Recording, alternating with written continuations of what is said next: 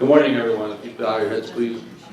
Dear precious and heavenly Father, we thank you so much, Lord, for the food we received today and for the hands that prepared it.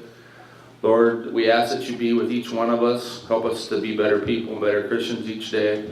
Be with our families. Be with this community, this state, and this great country, Lord. Bless us and help us, Lord, to make decisions that would make you proud. And we ask all these things in thy Son's name. Amen. Amen.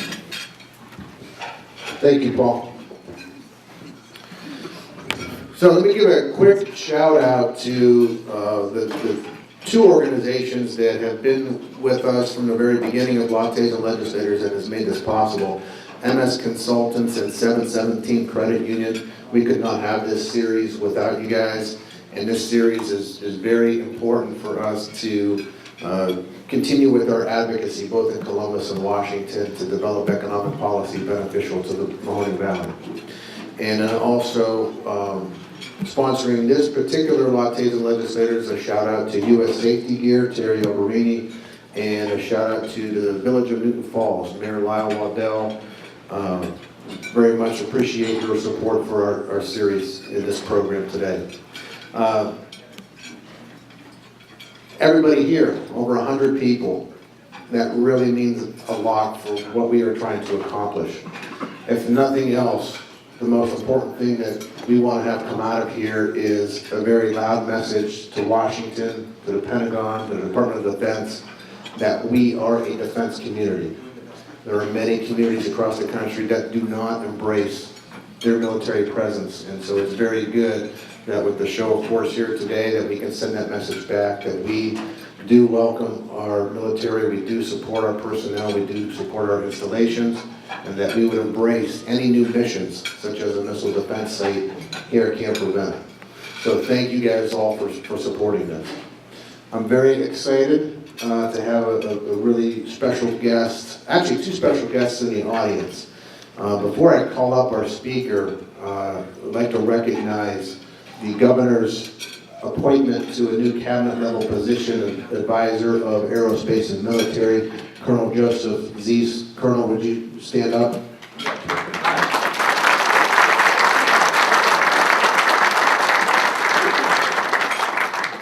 We appreciate that you sped out of your boss's first state of the state yesterday to come up and be with us, so thank you. And with that, we're going to bring up the Executive Director of the Missile Defense Advocacy Alliance, Mr. Ricky Ellison, who I would consider one of the world's foremost authorities on nuclear defense. Mr. Ellison's newsletter, Mr. Ellison's comments are taken very seriously by the highest levels of the Pentagon, highest levels of the DoD. And to hear some of the positive feedback from him about our site and our potential here is very encouraging. Mr. Ellison will talk for a while. We'll have Q&A, and you do not need to restrict your questions to missile defense. You can certainly ask him about his 3 Super Bowl rings and his 2 Rose Bowl rings. So he's got a lot of entertaining stories to tell. So with that, I'm going to turn it over to Mr. Ricky Ellison. Thank you. Thank you, guys. Great honor to be here. Ohio has weaved in my personal life quite a bit. And I really want to reach out and thank the Eddie DeBarlow Sr., Eddie DeBarlow Jr. For that employment opportunity and really to win.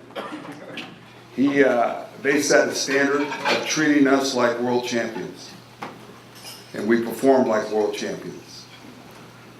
And we're going to talk about today about being a world champion, because it's on our country now to become and stay a world champion. We've got near peers of Russia and China that are challenging our position for the first time. But I first want to just go back, because I remember 30 years ago, I got a ring here, and I bought my rings just for history purposes. From Eddie, they were a couple over here. We enjoyed being in Cincinnati on those two Super Bowls. So I want to just walk through why we are doing this, what it is, what the system is, and why you are so important of a location and region to do this. So the history of missile defense, I'm going to start with Ronald Reagan.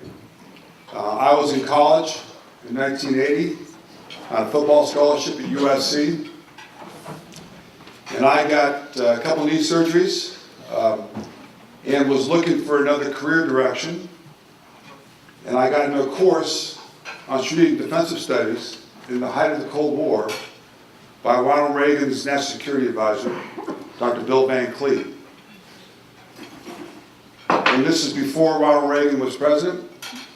And he put forward the concept of why don't we have a capability to shoot down nuclear ICBMs in case of accidental launch.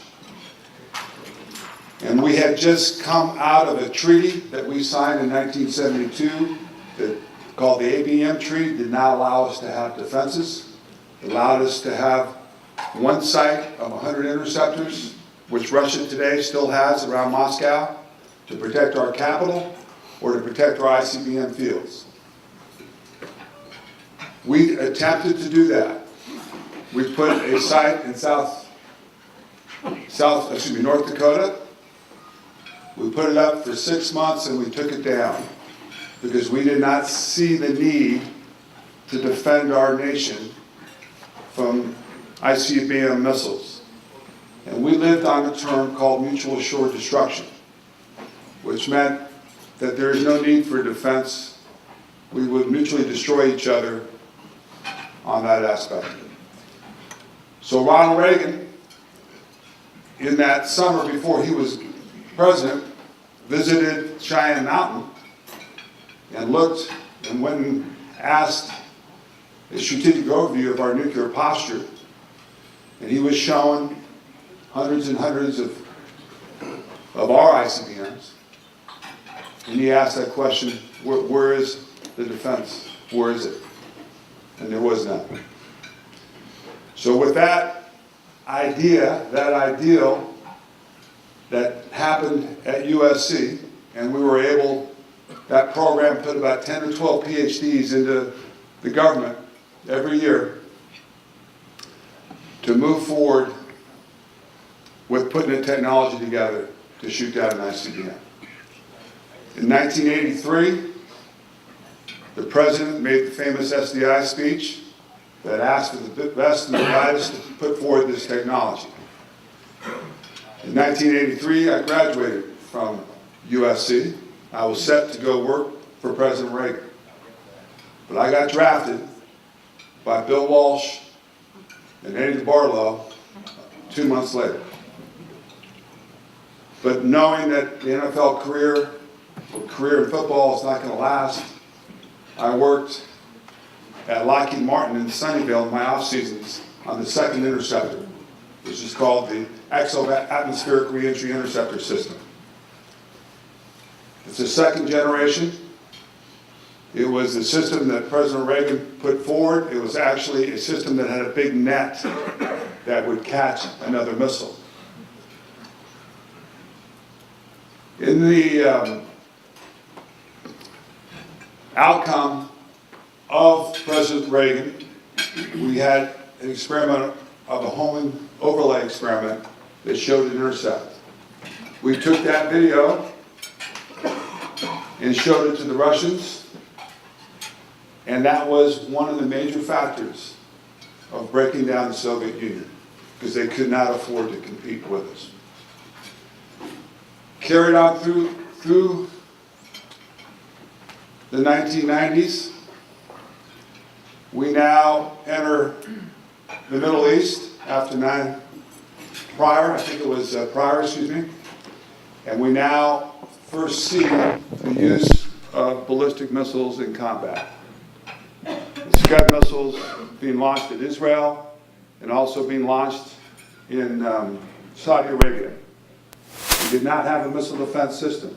We had an air defense system, and we adjusted the air defense system to do a explosive intercept, which proximity fused, a lot of stuff in the air that would catch that. It was semi-successful, but it caught our attention. President Reagan put forward a lot of money, but none of it came to fruition in space, no lasers, so the SDI was not a space-based system that ever came about. 9/11 happened. And that, if you look at it, is a guided missile into our country that caused devastation and tremendous economic loss, tremendous economic loss of life, and showed that envy, a third world country, not a superpower, could strike the United States of America. And mutual assured destruction didn't work, doesn't work. You can't drop a nuclear bomb on somebody like that. That has really set the precedent for where these future rogue nations are going with the poor man's Air Force to project power. They're using missiles to project power. 9/11 happened. We made the decision to withdraw from the ABM treaty so we could build a missile defense system to defend our nation. I was called in by the National Security Advisor,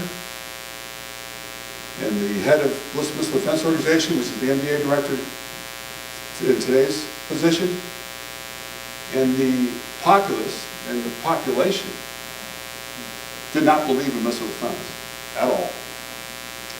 Didn't believe it worked, believed that it had been unstable, and created an arms race. So we were put in a position, I founded this company, to educate and advocate for this system, which I passionately believe makes the world a safer place and makes our nation a safer place. In 2004, President George W. Bush announced the first deployment of a ground-based interceptor. We were at that deployment of the first silo and the first GBI to go in Fort Greely. Prior to that, President Clinton had requested, as soon as technology proven, that we would go ahead and deploy. So we had hit three, I think it was three, intercepts to make that movement go forward. So today, we have a system that is proven, that is in place, the only system in the world that can shoot down ICBM missiles. Nobody else has it. No other system. A lot of research, a lot of DARPA programs, none of them have been tested and proven to destroy an ICBM. In the spring of 2017, we did an operational test of our ground-based interceptor out of Vandenberg Air Force Base to hit a target missile coming from Kwajalein and successfully hit that with the missiles that are now in place. Today, we've seen over 500 successful intercepts in the Middle East. They are happening at least once or twice a week in Saudi Arabia, where they're using our missile defense systems to shoot down the Houthi in Yemen that are supplied by Iran that are firing into the capital of Saudi Arabia. That's over 500. Israel.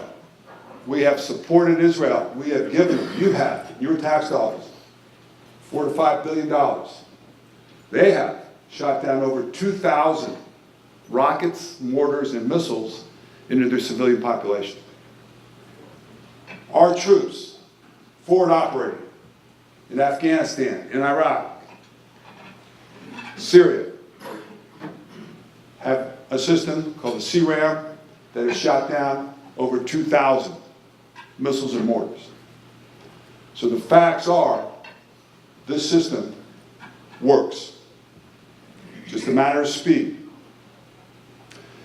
The system is so good that our president had the ability to open up negotiations with the North Korean leader. Could not have done that if we did not have the ability to negate what the North Korea leader has, and with confidence. And he is able to walk away from those negotiations with confidence because we have a system in place today.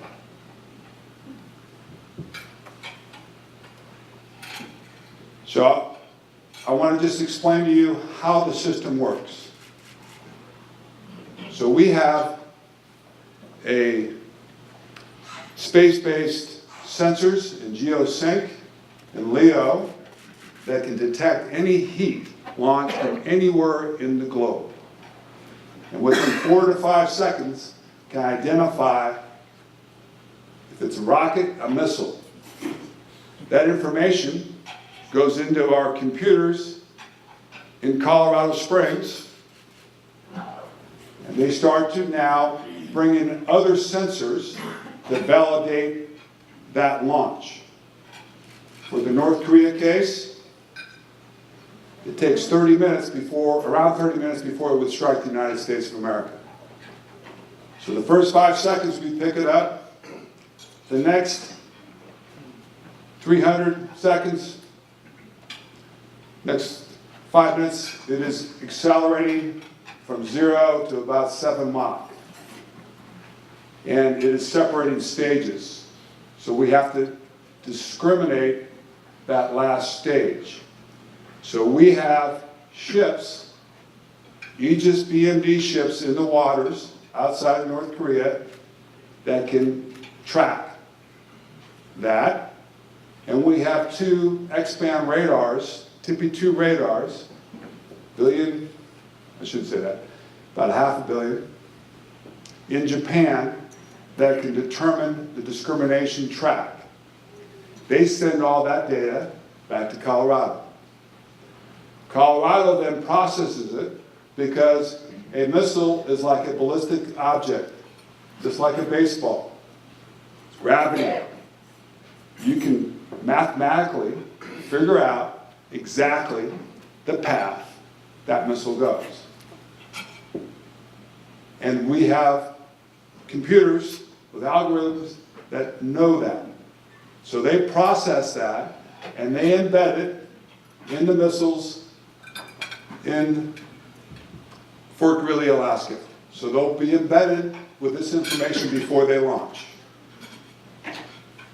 The North Korean missile, as it progresses into space, gets picked up by some of our other land-based radars.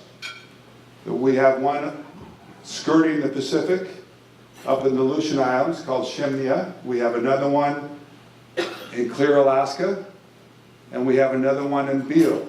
So we're able to track this, but we have gaps because those radars look up on cones. So there's gaps between them. So it's like playing outfielder, and you have to shut your eyes and then reopen them, and shut your eyes and reopen them. It's not the best situation to deal with, but we have to do it.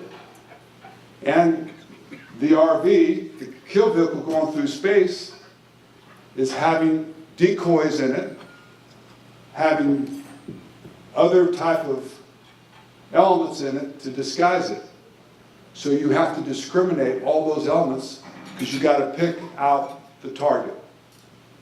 And that requires an extreme ability with your radars to do that.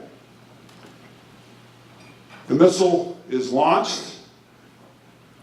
The missile gets an update when it's launched, and we try to shoot as early as possible.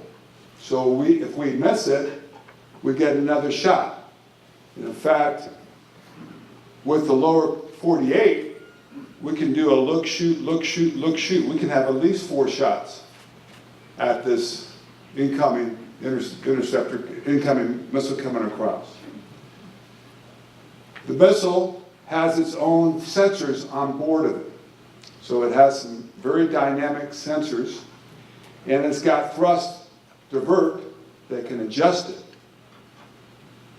So it's already programmed to see the picture of what it's supposed to be and where it's supposed to be. And then it adjusts to that exact spot, and there's no nuclear bomb, it's not explosive.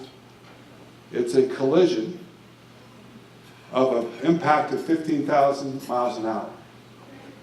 So we are that good that we can put it inch on inch. That's how good we are. And at that speed and at that height, there is nothing left of the missile. The debris, there's nothing left. So that's how we do it on that. Today we have kill assessment satellites up there to assess whether we hit it or not as it goes forward. This month, we're going to test for the first time a solo launch of our GBIs. And we're going to test that out of Vandenberg Air Force Base. This is a firing doctrine, so we're going to shoot 2 of them at an incoming target. We now are getting pretty good at using other technologies. We have an F-35s that have sensors on their planes that are going to dial into this computer. We have AQ-9s, which are UAVs spotting and dialing in. We have Aegis ships that are spotting and dialing in. So this is moving in a great direction to give us more confidence. So that's how the system works. This is the reality. The reality is North Korea has at least 20 nuclear weapons. They are, though they're not testing, they've been tested for over a year, are producing at least 1 a month. They have missile capability to strike the United States territory, in Guam, in Hawaii, and in the United States of America. They know we only have 44. And they know that we can't just shoot 1 versus 1. Our 44 are made up of 3 different generations of the missile as we continue to upgrade and make it better. So we are never going to be shooting 1. We are never going to be shooting 2. We're going to be shooting more than that. So you can do the math. So can they. And heightening this is our walkout on those negotiations. So believe me, they are doing everything they can to show overmatch to get negotiation leverage on us. So that is happening today. What is also happening is the proliferation of this technology. We have sanctioned North Korea on everything. But guess what they make their money on? This technology. And guess who's in those labs with them and who's in those test sites? The Iranians are with them. And they're proliferating this technology. We have 20 nations today in the world that have ICBM missile technology. So this is a problem. And there is no way we can negotiate a zero tolerance of this. So we have another problem on the other side. Iran, we walked out of that deal. And one of the reasons we walked out of that deal is because Iran continued to develop its ballistic missile capabilities.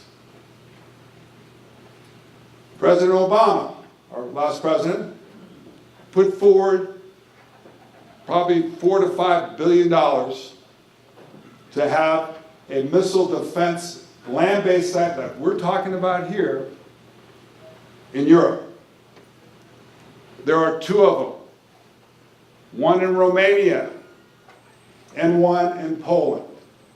And we put 4 ships in the Med. And we put a radar in Turkey. So we, you, us, have funded the defense of Europe against Iran.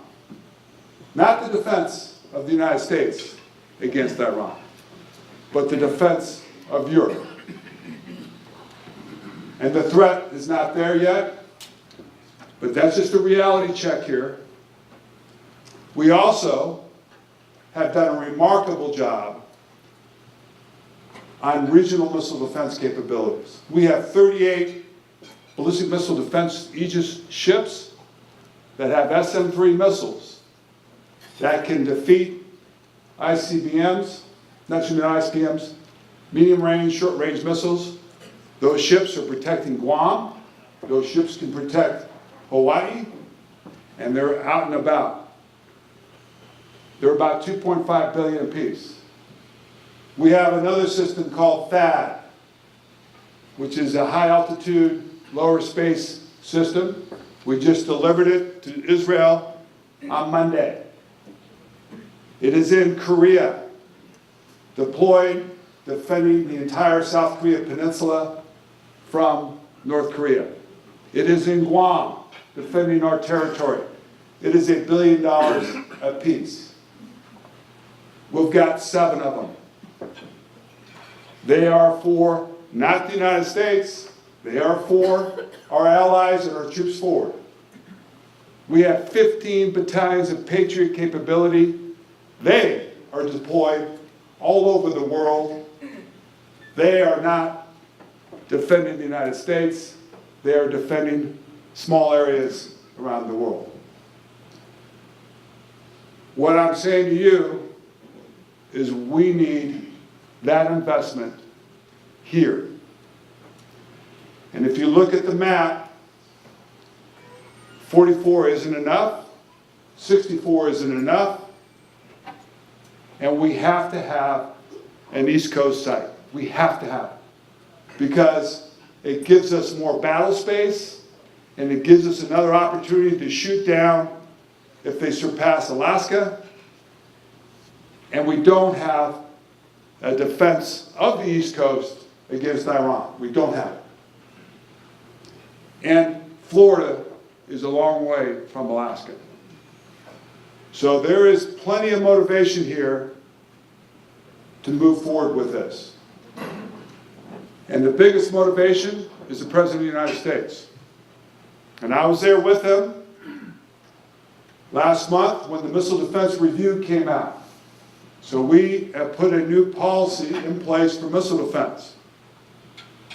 We have been living on a limited missile defense policy that was put in place to defeat Korea.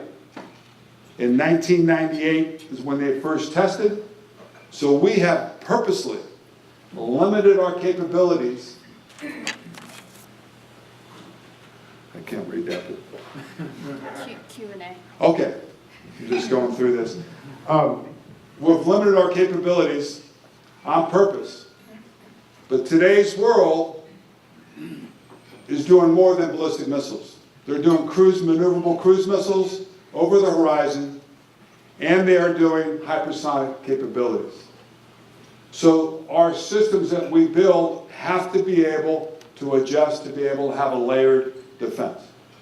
Just like any Super Bowl team, you have a layered defense. And defense wins. Not offense, defense wins. If you look at a football analogy, the GBIs are the DBs. And you can never afford to ever let a touchdown happen, ever. So we have 44 DBs up there playing zone. And underneath that, we have the ships, the THAADs that are in that linebacker range. And the best way to defeat a launcher, a quarterback, is to hit him before he throws the ball. So we are working on that. that he's got a good pocket, he'll get that first shot. So, from my objective position, you have a great site here. You have a great location here. And I have a hard time understanding why Alaska gets 20 more and you don't get any. Their delegation is not as strong as your delegation. Preach.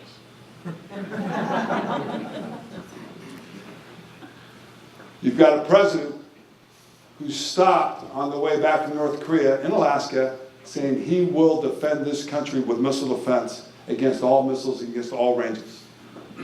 That's in him. He's the one that makes that decision and pushes it down. So you have a presidential commitment that we've never seen of our previous presidents to put forward this missile defense system.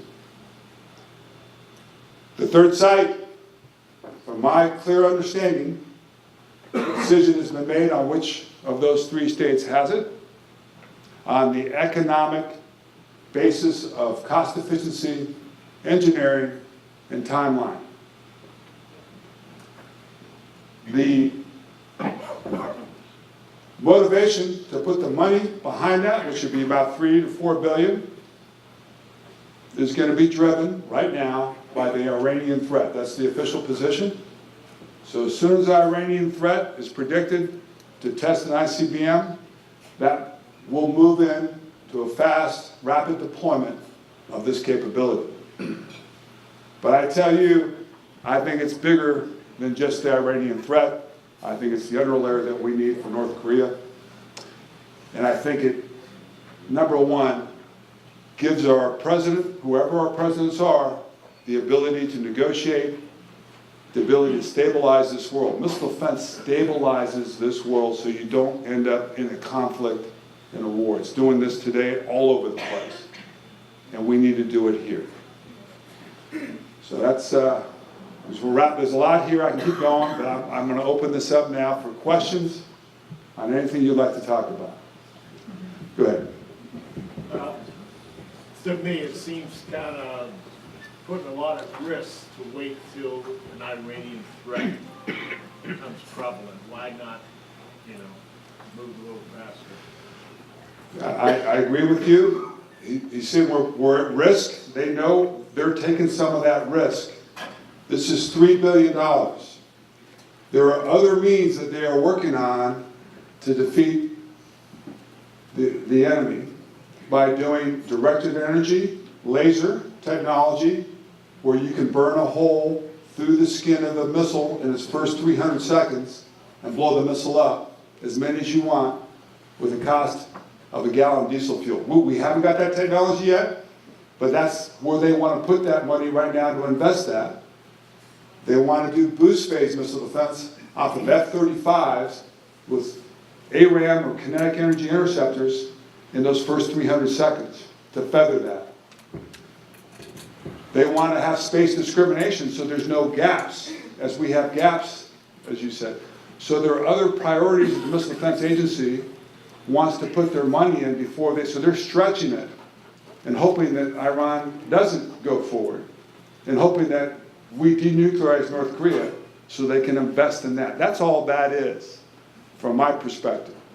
And they have to guess 2 to 3 years ahead of time to build the system so it'll be up and running against the Iranian threat. Mr. Elf, can you repeat the question? Okay, sure. Thanks. Yes, Mayor? Yeah. Why is Camp Garfield the best site in contrast to the other two? You mentioned other locations, you didn't say their names. Why is our site the best site? He's asking why, from my perception, why this is the best site compared to Michigan and compared to New York.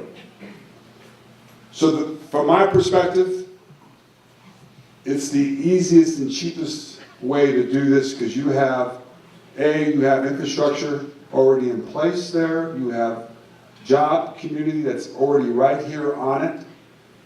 You don't have the environmental impact issues that New York will have on that aspect of it. So it really, to me, is between you and Michigan. So like Ohio State-Michigan game again. On who wins this. But I think you have a lot going for you with that aspect of it. I think you gotta beef up, I mean, there's a lot of things here that gotta be done, but you're further ahead in your base, I think, than Fort Custer is in Michigan. So that would be my analysis, but I think they've already made that decision. Can you elaborate a little more on what we can do as a community to help that process? Yeah, the question is, what can you do as a community to help the process? Obviously, we're a democracy, and your ability to pressure with your representatives right now to get a decision made, because let's not kick the can down the road. They want to couple that decision and wait till the Iran threat is there before they announce this. And I'm saying the best way we can do this is get that decision made. If it's Ohio, it's Ohio, and let's move, and then we can put tremendous pressure. This is bigger than Ohio, guys. This is our country. This is our way of life, and this has to be addressed. Not just the Iranian threat. We're not covered. I gave you the numbers. North Korea is challenging those numbers. So we need the other 20. We need 40 down here. And going back to your question, sir, the reason why the GBIs are so expensive, it is $80 million a bullet. That's what those things cost. So you can't fight like that. You can't fight like that. You understand that? We're not going to have a missile for every one of their guys. We got to have that Joe Montana, that strike weapon, Odell Beckham. We got to have that strike. So we have to have that measure. But you're the backstop. So but all this other future stuff that we're talking about may or may not happen, may or may not work. We have to have a solid backstop, which is at the end phase of the game, to take this thing out. And that's what we're talking about. And for 1.5% of our budget that's spent on defense, this thing should be called the Department of Offense. I think we should make an amendment to get them, because that's what they do, they spend it on offense. But you have to have this. So I would encourage you to get on your congressmen, your senators, and one of the key guys here is Mike Turner, who's on the other side, right, Pat, but he is the minority chair of the subcommittee in charge of missile defense. And he has the right to put major pressure on MDA and DOD to put forward that announcement. And that announcement was supposed to be in legal forms, released 90 days from the MDR. It's still within that time frame, but I think that's what you want first. Yes? What is the capability of an ICBM missile as far as destruction if one was to land here? How many valves are... Well, the nuclear bomb's a nuclear bomb. That's what we're talking about. So that they're loaded with nuclear bombs. What's interesting is that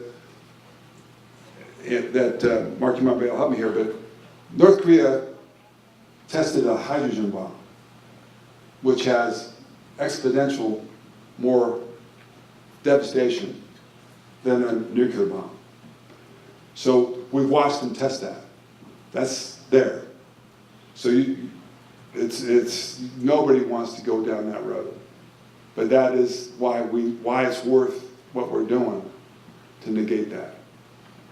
And if we should be like President Reagan with this technology, there's no way we got a little third world country competing with us. We should completely negate everything they got. We can with our technology. But we've been held back because we don't want to upset the balance between Russia and China and us in the strategic balance. That's where why we were in a limited defense policy. Now we've seen some openings now because the President, Secretary Mattis, opened up and called out that Russia and China are our immediate near-peer threats. So this is the first time we've done this. We've lived in a world where we haven't called them out, and we've not had urgency on doing this. So I think there is, and I think one of the reasons we're going to space is to play that argument as well, to force these guys to spend their money where we can dominate on that aspect of it. And I just, just think about it. Just think about what North Korea is doing. North Korea created a nuclear weapon, strike the United States, and it gets an audience with the President of the United States, the most powerful man in the world, twice. You don't think Iran's looking at that? You don't think all these other countries are looking at a way to have a civil negotiation with the greatest power and get benefit from that? We've set a precedent. So I think this is the thing's out of the bag. It's going to continue to grow in different means and ways.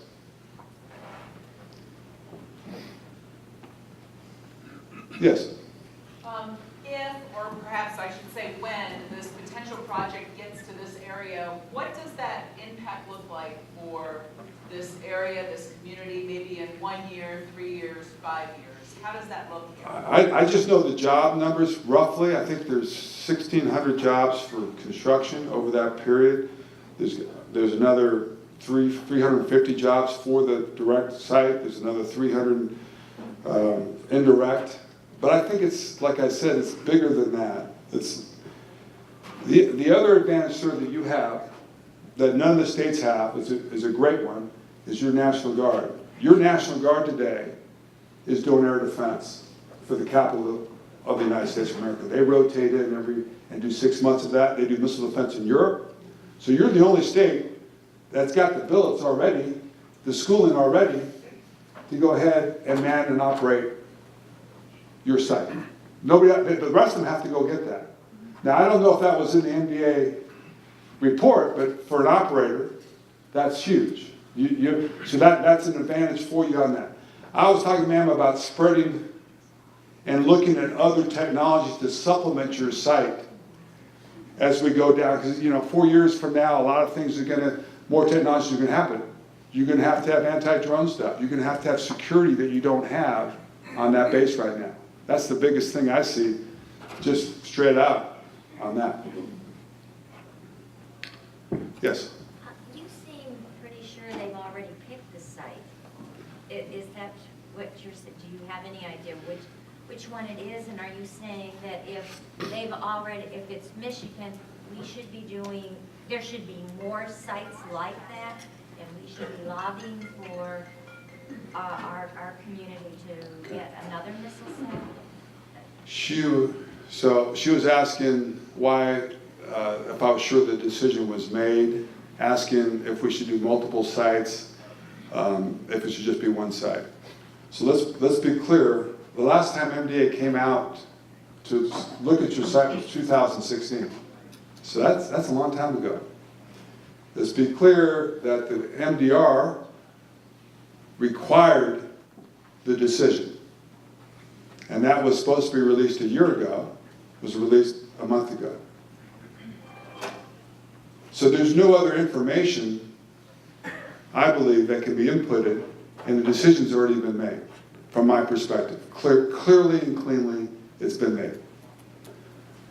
That decision is based on a 2016 position. That decision's for a single site, not a multiple site, a single site for 20 interceptors. But the future could cause for transportable, but that's not, I'm just giving you some of the future opportunities that could happen. Transportable GPIs are not silo based. That could be spread around the United States. But again, that's probably not going to happen because it wasn't put in MDR and because it would offset the strategic balance that we have with Russia and China on moving those things out. So I think for you to sit here and wait until they think Iran's going to go forward with a public test is not worth the time and effort. It's going to keep you guys in limbo until that. I think we forced a decision.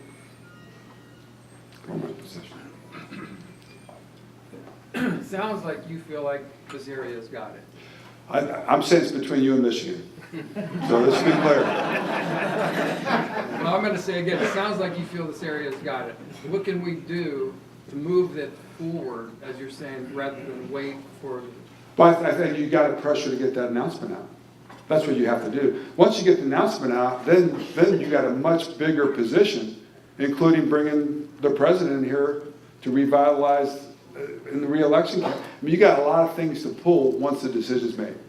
But I think you separate the decision from all the political stuff and just do it on merit, on what the cheapest, quickest way to do this is on. They may not do that, but I think it's worth the pressure to get a decision out to everybody.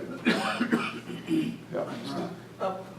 We've heard from our congressman that he's concerned the president may divert monies from the missile defense system to the wall over on the Mexican border. Do you share that fear? Not at all. Not at all. The wall's a separate entity on that. The president has made absolute promises to us last week. There's no way he's going to do that. So from my perspective, that's already tucked away. There's more money coming from missile defense. Again, it's a competitive world. They'd rather put it up on 400 satellites doing discrimination. They'd rather put it in F-35s. So there's a lot of competitive things inside the MDA budget that you're competing against. Okay, and the only way that separates for MDA is the threat from Iran.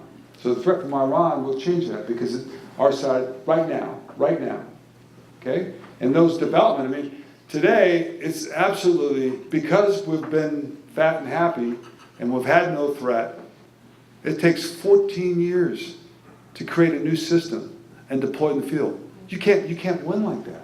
You can't win it. Our acquisition cycle is that risk adverse, that scared of failure. We put people in the moon in 3 years. We built the fastest airplane in 3 years. So that's what we have right now in Washington, is a failure to be able to compete competitively. You put something, design something 14 years from now, it's already out when you deploy it. So there are things and that's why you're seeing the space development agencies coming forward, because they don't want to be part of the old way of doing things. And I think this is also an opportunity, if you win this, to show you can break that cycle of getting this deployed quicker than what you did in Alaska for 5 years and move this thing down. I don't think it's that challenging, but to get the holes built and dug and on a national emergency kind of program.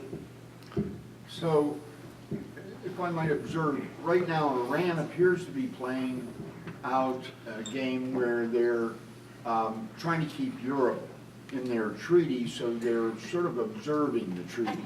It's not likely right at the moment that they're going to cause trouble. So we really do have to cause an internal pressure to have the decision announced. We really can't. Do you see it the same way, or? He's asking, he doesn't see Iran rocking the boat right now to cause this decision to fund and deploy the third site. I see it differently. I see that the missiles testing was not in that agreement with Iran. I see Iran watching what North Korea is doing on this aspect of it. And if the North Korea deal goes good for the North Koreans, I think they will follow suit on that. That still would be months, if That, not no, longer. it could be years, you're right. And it could never happen. So for this valley, the best bet would be to try and get an internal pressure built to make the announcement. That's correct, but I think also that you also have to put the pressure on the lack of numbers that we have in Alaska and to increase the battle space by giving us another 20 additional down here in Ohio. You're playing their game on that side of it. I'm saying now you open it up for what we have in place today. Is that good enough to defend the entire country? We don't need to wait for Iran. We need to be able to play that. But these are very complex arguments that the war fighters, the guys in charge of your safety, which is the NORTHCOM Combatant Commandant, General Shaughnessy, is in charge of the defense of North America. General Hyten is the STRATCOM commander in charge of missile defense. And you got the Indo-PACOM commander that is in charge of the whole Pacific. So those three guys are controlling the requirements that they're going to ask Congress or ask the president to defend their territory. So what size are your finger rings? They're good. Let's see those rings. Yeah. Now those are, there's nothing like, the one thing I learned is diversity of culture and trust to win world championships. And it's very hard to do, right? It's very hard to get your teammate or your workmate to trust you and to play the best for you. And that's what the big coaches create an environment of trust to do that. And trust is developed through resiliency. So you can't get trust when everything's great. You get trust and resiliency when your teammates step up and play. And a lot of teammates don't want to set that because then they're expected to be at that level every game. They're embarrassed about it. So you can't win with the same thinking of everybody. A high school in the state of Ohio can't win a Super Bowl championship because of that. So what makes America great, is the diversity of our cultures and the application of each of us that bring different things to the table to create the solution. That's how we won. That's how most teams win.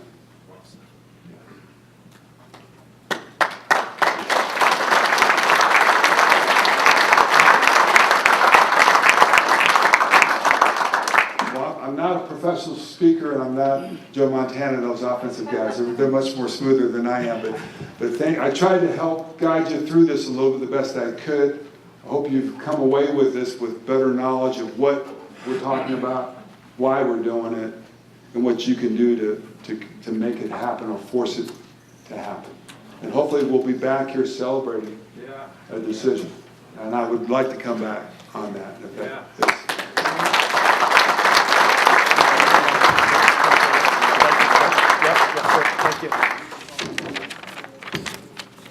So thank you everybody for coming. My name is Nick Santucci. I'm the Director of Government and Public Affairs here at the Chamber. And just wanted to touch on a couple things. First off, thanks to Ricky for being here. We appreciate your insight and thought on what we need to do for moving forward with Camp Garfield. Thank you to our sponsors, 717 Credit Union, MS Consultants, and of course US Safety Gear. A couple events are coming up. The first one is on March 14th. It's our annual meeting. Our guest speaker and our keynote speaker is going to be Alex Epstein. He is a New York Times bestseller of The Moral Case for Fossil Fuels. So for those of you interested, we'd love to have you there at our annual meeting. And another event coming up is our next Lattes and Legislators event, which is with the Ohio Legislative Black Caucus on March 29th. We're going to be talking about workforce, jobs in the community, and the Youngstown, Mahoning Valley, and Warren area. It will be a really great event. I'm really excited about that as well. Additionally, there was a question that had come up about how we can continue to drive these types of conversations in DC and Columbus, and we have an opportunity to do that by our next Columbus Drive-In and our Washington, DC Fly-In. The Columbus Drive-In will take place on April 10th, and you have a flyer on your tables there that you're welcome to take back with you. And our DC Fly-In will take place on June 19th and 20th. The concept behind both of those events, the drive-in, we will meet at a central location, board a bus, and head down to Columbus and essentially storm the Capitol, advocating for the Mahoning Valley and the issues that matter to us here. Some of those issues are going to be protecting the Air Reserve Station in Camp Garfield, bringing that message down to Columbus, revitalizing the Mahoning River, promoting additive manufacturing in the Mahoning Valley, and the Drive at Home Ohio campaign, General Motors Lordstown Complex. So if any of those topics interest you, we would love to have you on the bus, riding down to Columbus, advocating for our market. And then going into the DC Fly-In, same concept, except we'll fly down to DC and bring very similar message down there. So the question about how we can carry this conversation that we had today down to the White House and to our federal delegation in DC, these are great opportunities, and we'd love to have everybody here participate in that. So thank you very much for your time and appreciate your support. Thank you.